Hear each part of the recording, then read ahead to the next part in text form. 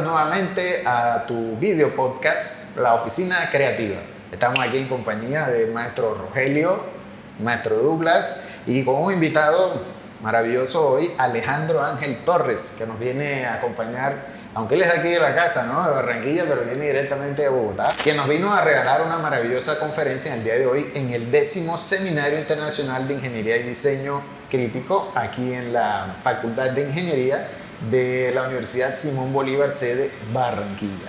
Buenas tardes a todos, ¿cómo están? Hey, buenas tardes. Buenas tardes. Buenas tardes. Bueno, hablando un poco sobre Alejandro, imagínate, aquí hay muchísimas cosas para leer. Comunicador social y periodista, máster en diseño y realización de programas y formatos de televisión. Está haciendo doctorado en comunicación. Bueno, eso está por verse, pero ese doctorado lleva un ratico largo por ahí dando vueltas. Bueno, como si todos los doctorados son así eternos. Bueno, y has hecho muchas cosas, director de Cinema Lab, productor ejecutivo de Armadillo, New Media and Films, director de Narrar el Futuro. Mejor dicho, hay bastantes cosas aquí para charlar el día de hoy. Llevamos bastante tiempo dando lidia por ahí, dando vueltas en todo el entorno de lo comunicativo, y agradecido por este espacio y por la invitación acá a la Universidad Simón Bolívar también a compartir un poco todo lo que está ocurriendo en nuestro entorno mediático. Eso.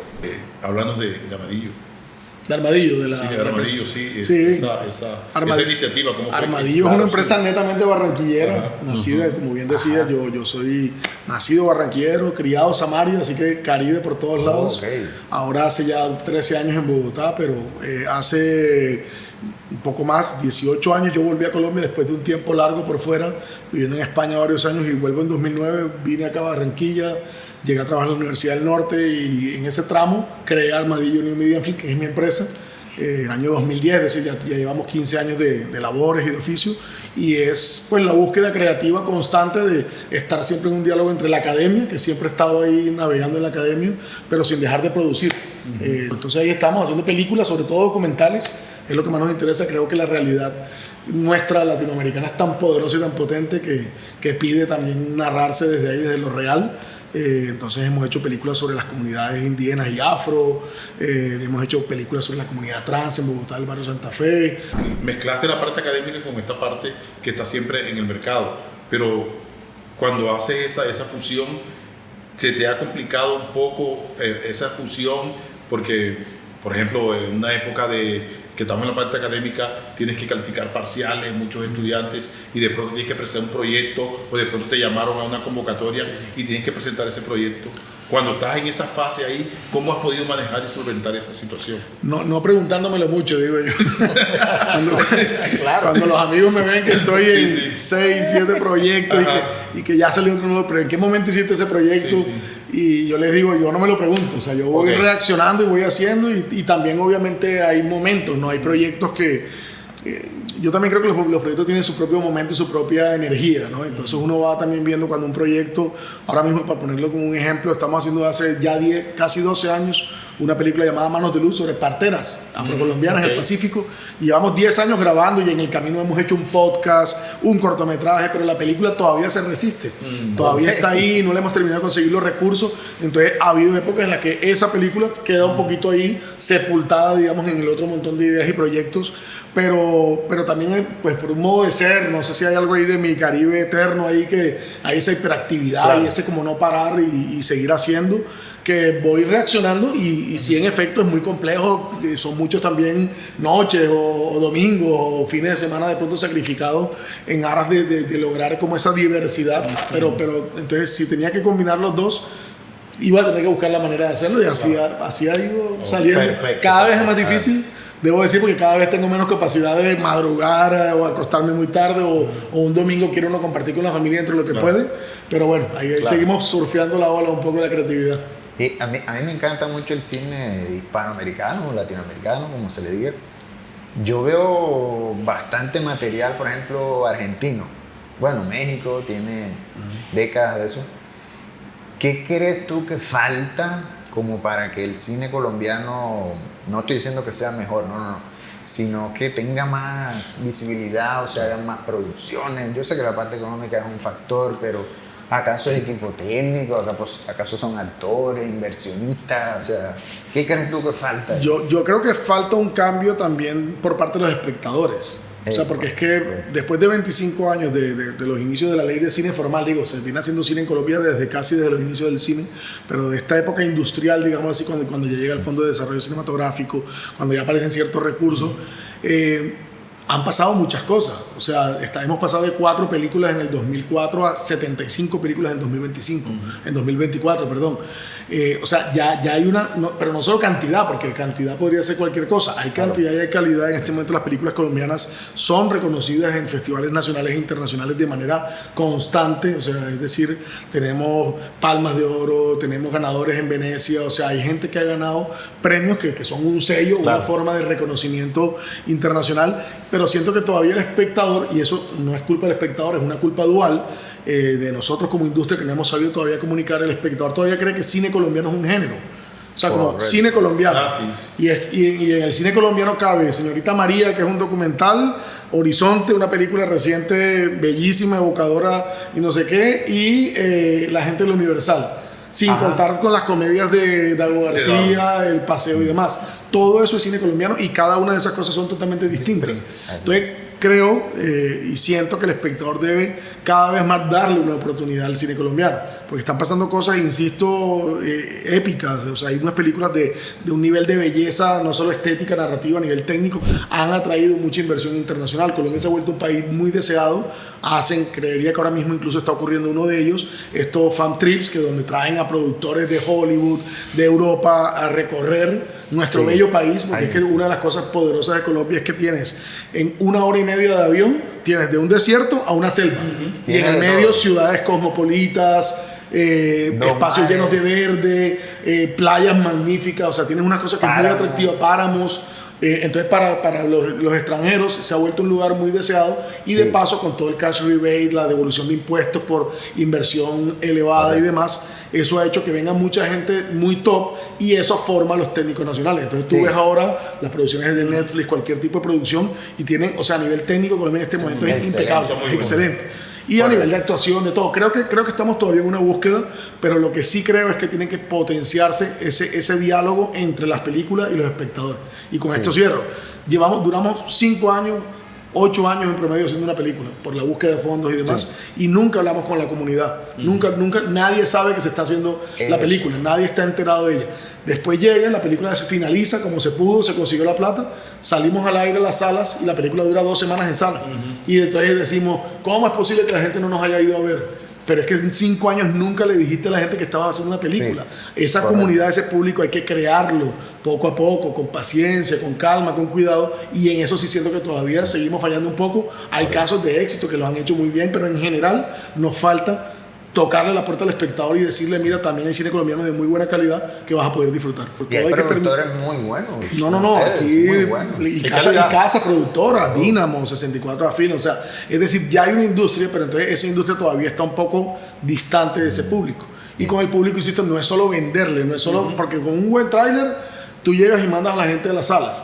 No es solo venderle, es generar un diálogo, es pedirle participación, es acudir incluso a ese concepto de la co-creación. Ven y haz parte de. Hay películas recientes que lo han hecho muy bien. Si ustedes miran la campaña que hizo Un Poeta, la película reciente, Simón Mesa, una excelente película. Hicieron un juego en el que el poeta se iba a las universidades y hablaba con la gente, interactuaba con ella, y eso detonó. Creo que lleva todavía, no sé, 6 semanas o algo así en pantalla, en cartelera, lo cual es, y no sé cuánto, la verdad, ahora mismo la estadística de espectadores, pero una muy buena cifra de audiencia en una película que pues claramente acude a algunos de los conceptos que ya hemos hablado históricamente, de una persona, en este caso con una búsqueda, pero entonces juega con el humor, con el drama. Hay una tragicomedia ahí bien interesante, y lograron una comunicación un poquito muy encima, pero que ha sido efectiva. Entonces, eso nos dice o nos muestra que en efecto lo que necesitamos son espacios de diálogo. Generar comunidad que cree en el proyecto, comunidades que la digitales. detone, que invite a participar en el proyecto. Correcto, esas comunidades digitales, cuando uno recuerda mucho Spider-Man, No Way Home, donde antes de la película, un año antes, había serie de youtubers, había podcast, había de todo, pues discutiendo cómo debería ser la película, inclusive la parte de multiverso, ¿no? Eso es lo que se necesita en nuestro cine. Pues es que eso que hacen, lo que pasa es que también hay que decir ahí, como siendo abogado del diablo, que también en parte lo que estoy diciendo que no hacemos tiene que ver como siempre con un tema de recursos. O sea, estas películas de Hollywood, su recurso para comunicación es, claro, lo que es el recurso aquí para hacer la película, ¿no? Entonces ya ahí hay una desventaja clara siempre y evidente. Pero yo sí creo que justamente eso, que navega un poco en todas estas dinámicas de la transmedialidad o la expansión del relato, la expansión del universo, que en este tipo de historias es como súper evidente porque son historias que se concentran en ese concepto del multiverso, un universo enorme del que se derivan un montón de personajes, por tanto situaciones y demás. Entonces creo que por ahí va la cuestión, que cada vez nos dimos cuenta más que más allá de meternos a una moda de un término como lo transmedia, que está muy en boga y demás, sí, no es que las películas, hablando de las películas, insisto, deban volverse transmedia. Es que se tienen que dar cuenta que estamos en una época, de hecho así era el nombre de mi charla el día de hoy aquí en el evento, que en 2025 todo es expandido. O sea, todo se expande de manera orgánica y natural. Yo tengo una película y yo voy a necesitar lo que hemos hecho siempre, un afiche, un tráiler, ya eso son pequeñas expansiones comunicativas del proyecto, pero ¿por qué no hacer un podcast? Claro. ¿O por qué no hacer, hablo de ejemplos de cosas que estamos haciendo nosotros en nuestro proyecto, en Todas las Flores hicimos una obra de teatro. Entonces, una obra de teatro que está asociada al universo narrativo, o en proyectos más recientes que hay un componente periodístico, tenemos una expansión en realidad virtual.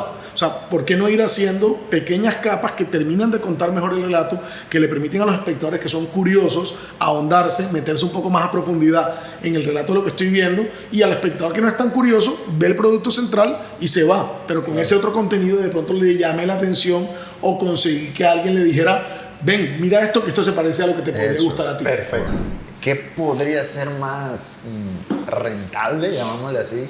¿El cine, digamos, tradicional, entre comillas, o que tú vendas o pongas una obra en las plataformas? Una serie o una plataforma streaming. Sí, ¿qué tan? Si hablamos de rentabilidad, lo rentable sería montar un puesto de empanadas. Si hablamos de rentabilidad... Okay. Estamos en una época en la que todavía nuestra industria, creo que es importante entenderlo, se está inventando todavía. Sí. Antes nombraba el cine argentino, el cine mexicano. Ellos llevan 100 años haciendo una industria.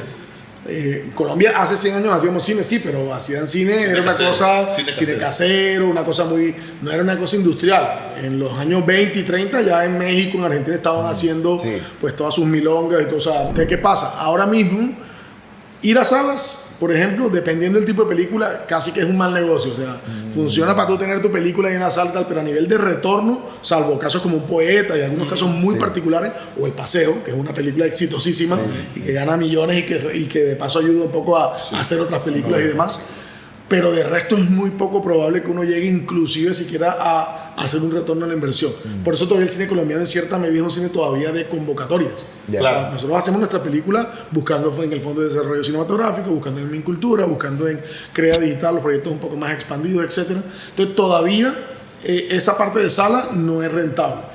La de plataformas depende del proyecto que tengas y si logras realmente, o sea, si logras abrirte un campo en eso, o sea, normalmente las plataformas tienen un muy buen recurso. Lo que pasa es que también a la hora de pensar en plataformas tienes que pensarlo desde el inicio del proyecto, porque ellos tienen inclusive un listado de las cámaras que aceptan. Sí, la que puede, o sea, tú tienes un mínimo, o sea, tú grabaste con una cámara sencilla, una DSLR, tú llegas, no, mira, tiene que ser, bueno, que grabaste el asesinato de Kennedy. O sea, de resto ellos no te aceptan, o sea, tienes que haberlo planeado muy desde el comienzo. Que todavía uno de los grandes problemas es la distribución.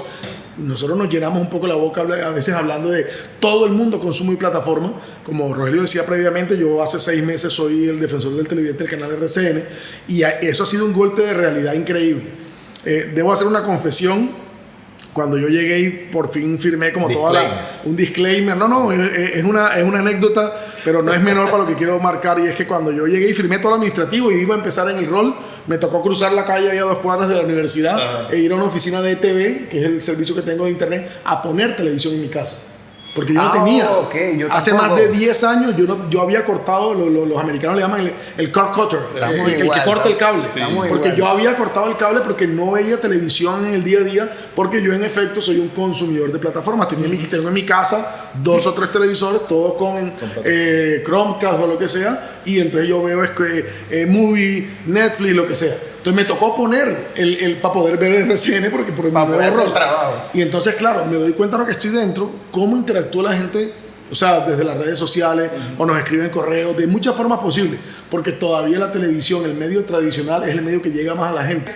Entonces realmente hay que empezar también a darnos cuenta que el consumo audiovisual ha evolucionado, ha mutado, es cada vez más potente, más poderoso, pero realmente el acceso al que tiene la gente todavía es al medio más tradicional. Por eso es que hay que seguir apostando en ese medio tradicional, llámese Telecaribe, llámese RCN, por televisión de calidad, por contenidos de calidad.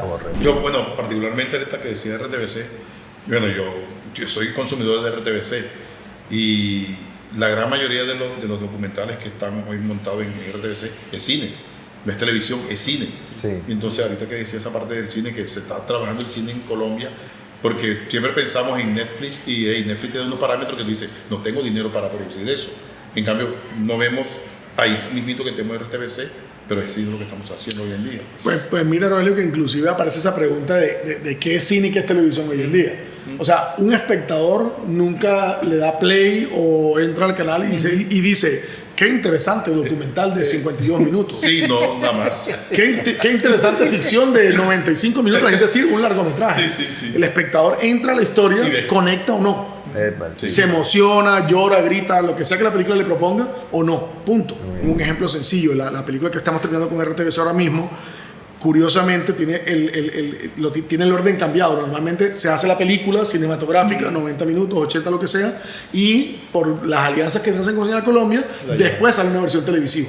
Con este proyecto, por la manera, porque nosotros ya estábamos finalizando la película y llegaron ellos en una fase final, la película se estrena ahora en noviembre como película televisiva. Es decir, estrenamos en noviembre una versión de 56 minutos. Formato televisivo tradicional de una hora, que son 52, 54 minutos aproximadamente.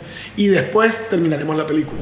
¿Qué tan rentable es contar una historia en 3 minutos con relación a la economía que me puede generar una historia que voy a hacer en 52 minutos? Pues si nos guiamos por lo que pasa con las redes sociales, ahí sí está el negocio. O sea, uno ve los influenciadores que logran crear. Yo sigo un tipo español que se llama Steve Sullivan y el tipo cada semana hace. Yo lo sigo. Tú lo sigues, hace historias de terror, ¿no? Ajá, sí. Cada semana hace una historia de terror que ahí está lo de la comunidad. Si ven que él le pregunta a la gente, dame una idea, dame un objeto. Y él trabaja con base a lo que la gente le dice. Y él trabaja con base a lo que la gente le dice y lo hace todo él. Sí. Entonces, mira, en un minuto te cuenta una historia increíble. Son historias increíbles, muy bien narradas, con un muy buen guión. Y ahí está. Y el espectador llega haciendo scroll, para un momentico, lo ve y sigue. Pero están encantados y entonces ya ha armado una base de fans que están interesados ahí. Ahí yo he visto cosas como el Festival de Cortos de 7 segundos. Cortometrajes de 7 segundos y yo cuando vi dije, no puede ser. Sí. Hacen unas cosas increíbles. O sea, estamos en una época también de muchas formas de consumo, ese concepto del consumo fast, del consumo acelerado. Y también en cierta medida es la pregunta ahí de, pues quiero pelear y resistirme o quiero unirme a esa ola y probar a ver cómo podría yo contar una historia más robusta. Yo siempre pienso que ahí nos ha faltado también en cierta medida como industria darnos cuenta, muchos de estos chicos no son, bueno, este Steve Sullivan creería que sí tiene una formación cinematográfica, pero muchos de estos pelados son unos comunicadores natos. Son gente que ponen a grabar y se expresan y tienen una facilidad y un control de lo que quieren decir, o sea, como un tono súper claro y que lo van creando, por supuesto, ahí ensayo y error, que logran crear comunidades que nosotros nunca, con muchos más años de trabajo, con mucho más plata invertida a veces, con muchos más años de oficio, digo, no logramos crear. Correcto. Y por eso para mí es muy valioso. O sea, cuando en el 2017 o 18 la Feria del Libro de Bogotá colapsó, porque venía Germán Garmendia, el youtuber famoso y la gente se rasgaba vestiduras. ¿Cómo es posible un youtuber? Yo no, las cosas como son. Él vino acá porque escribió un libro. Debe ser un libro que yo no compraría, pero él vino acá porque escribió un libro. Claro. O sea, ¿por qué no nos preguntamos por qué nosotros no movemos esas masas? Es correcto. En vez de decir cómo es posible, se ha ido todo al carajo. Uno va hoy en día a Panamericana, a cualquier librería. No sé si se puede hacer publicidad, pero bueno, a cualquier librería. A cualquier librería y hay una zona dedicada a libros de booktubers, youtubers, influenciadores.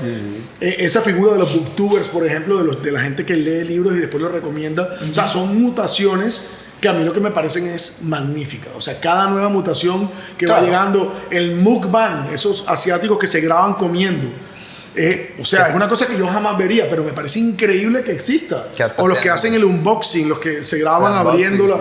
Y hay un público para eso, o sea, en alguna Todo época... tiene público. Todo tiene público. Estamos en una época en que el concepto de nicho se trastocó, porque Sí. el nicho era algo pequeñito, nos los vendía como algo pequeño. Así es. Pero hoy, gente que le gusta el cine asiático de los 60, hay millones. Gente que le guste bailarinas de los 40, hay millones. O sea, cada nicho ya no es un nicho así, sino que es un nicho así.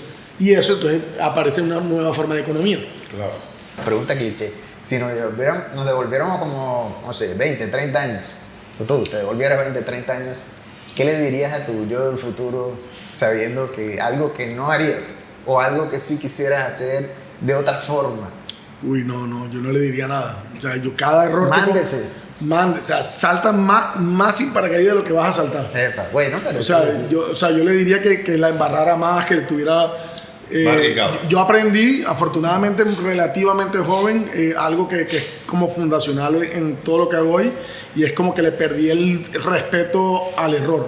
Eso. O sea, El error es el la error para mí fundamentación del es, éxito. el error para mí es la búsqueda constante de probar, ensayar constantemente. Hoy cerraba mi presentación diciendo eso: falla pronto, falla barato y sobre todo falla de nuevo, ¿no? Esa constante búsqueda de equivocarse una y otra vez. Y lo que le diría a mi yo del pasado sería eso: equivócate más rápido, equivócate más pronto. O sea, pero que equivócate, o sea, no le diría que no hiciera, no hagas esto, no vayas ese día en la noche porque te vas a... Todas las embarradas que uno ha hecho, todas las No caídas. filmes esa película. No, No escribas tal proyecto, no. Cada proyecto fallido No te ha cases. sido la base de todos los otros proyectos que han Eso no venido lo quería después. decir yo. Que no te cases. No te cases. Es Sí, decir, sí, que no. no te metas con flungencia, no te metas con no sé quiéncita. Pero bueno, hace parte y evidentemente sin decirlo, muchos avatares como Churchill, como el presidente de IBM, manifestaba eso, de que qué consejo darían a los jóvenes, a la juventud. Equivócate, comete errores. Porque Todo a lo que partir puedas. de los errores, pues tú vas eligiendo pues el buen camino. Inclusive Thomas Alva Edison, en este momento lo tenemos como el gran inventor, pero en su época se decía el desastre o el disparate de Edison. ¿Por qué? Porque para obtener la bombilla, si no estoy mal, más de 10.000 intentos hizo. Correcto. Y un periodista, no un youtuber, ni en un podcast, a él le preguntaron, pero yo me imagino que sí, le preguntaron de que por qué gastaba tanto dinero y desperdiciaba si no era capaz de llegar a hacer ese invento que había visionado. Sencillamente le dijo: usted no sabe cómo funciona el mundo.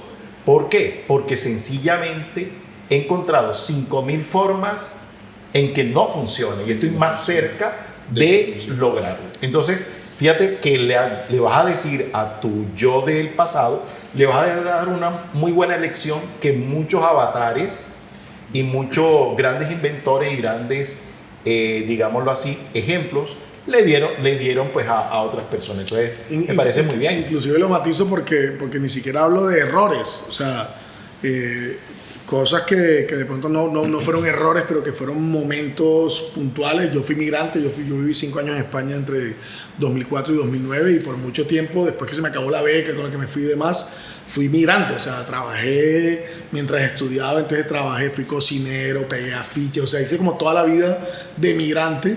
Y eso yo lo recuerdo que no fue un error, digo, pero fue un momento muy duro de mi vida, muy complejo, muy intenso. Y yo recuerdo eso con un cariño y con una energía, como decir, todo eso que hice ahí tenía una razón de ser en este presente, ¿no? En ese futuro, en ese momento era un futuro. Sí. Era construir una identidad, unas búsquedas, unas preguntas. O sea, creo que el error justamente funciona como eso, el error o lo que ocurre en el camino de nuestra historia, cada proyecto fallido. Los intentos son en cierta medida la base de todo lo que viene arriba. Cada proyecto, o sea, yo lo hablo con los estudiantes allá en la Tadeo, en la maestría que trabajamos en gestión cultural. yo le digo, o sea, para uno ganar una convocatoria, una de las clases hablamos de convocatorias y fondos. Entonces yo les hago un vasto recorrido ahí. Hoy en día hay cientos de convocatorias. Y yo le digo, ¿cuántas creen que mandamos con Todas las Flores? Que fue la película que produjo hace un par de años. Entonces me dice, no sé, 15. Yo digo, 15 me gané. Ganamos 400 convocatorias. O sea, hubo un año que tuvimos un grupo de trabajo bastante grande y mandábamos 2 convocatorias, 3 convocatorias a la semana. Y mandábamos y te ganas tú el 10% si te va bien. De los proyectos que has hecho, ¿hay uno que tú digas, este es el que más me apasiona o me gusta, como el hijo Pechichón, no sé, algo así? Pues en la parte de las películas, cada proyecto ha sido, ahí sí voy a ser el típico papá de ninguno de mis hijos es preferido y tal. O sea, no, en los proyectos cada uno ha llegado a un momento muy especial y ha servido para algo, ¿no? O sea, Habitantes de Babel, que lo hice por allá como en 2012, fue mi cierre con mi vida de inmigrante. Chaquero fue mi coqueteo con la ficción, y entonces también hay un montón de cariño ahí con eso. Todas las Flores fue como el primer gran proyecto como industrial. O sea, cada uno ha tenido como cositas que me han enseñado, que me hacen querer mucho el proceso en sí mismo, como tal, ¿no? Cada uno, porque ha abierto muchas puertas. Pero si de los proyectos, saliéndome de las películas, de las otras cosas que hago, hay un proyecto en el que creo y el que es como dirías tú, el hijo consentido, es Narrar el Futuro, es el festival. Yeah. Porque ese festival se ha vuelto un lugar de encuentro, un lugar de diálogo, un lugar de cohesión, un lugar de industria, de crear de manera colectiva con todos los que participan en industria, no solo colombiana, sino iberoamericana, porque ya se ha vuelto pues, un festival afortunadamente referente en la región. Este año el 30-40% de los participantes, tanto invitados como participantes en los espacios que hicimos en septiembre, eran de alguna zona distinta de Colombia. Ya la misma Colombia está yendo a Bogotá al festival, ahora queremos que el festival vaya a Colombia. Entonces es un festival que le hemos dedicado muchos años, muchos recursos. Ha sido complejo porque gestionar cultura, sobre todo un evento, estamos hablando de un evento de 5 días de duración, de 75 actividades en paralelo, o sea, de 30 personas en el estado, o sea, son eventos muy grandes, pero todavía la industria cultural en Colombia no tiene escenarios de sostenibilidad que se mantengan de año a año. O sea, uno cada año tiene que ir de nuevo otra vez a tocar la puerta del aliado, otra vez a aplicar al fondo. Te ganas la beca y la convocatoria 5 años, pero un año no te la ganas, entonces ya se te desbalancea todo. Entonces ha sido complejo, pero justamente creo que por esa complejidad es como ese gran apuesta a futuro constante, ¿no? Creo como el gran proyecto por el que sigo apostando, sobre todo porque me permite conjugar todos los intereses que tengo, el interés de la industria, el interés de la formación. Yo sí hay algo que soy, es una persona que me gusta el proceso de formación, formar a otros, o sea, como ese conocimiento abierto, libre y que circunda entre nosotros, porque una de las cosas en las que yo creo mucho es que la cerveza o una copa de vino son un buen lugar para conversar. O sea, uno no hace negocio realmente en el one-to-one famoso ven y te cuento mi proyecto y tal. Uno hace en la noche, que está ahí azotando baldosas en una esquinita y tal, y con la cervecita, y hey, ven acá, me pareció bacano tu proyecto, cuéntame un poquito más.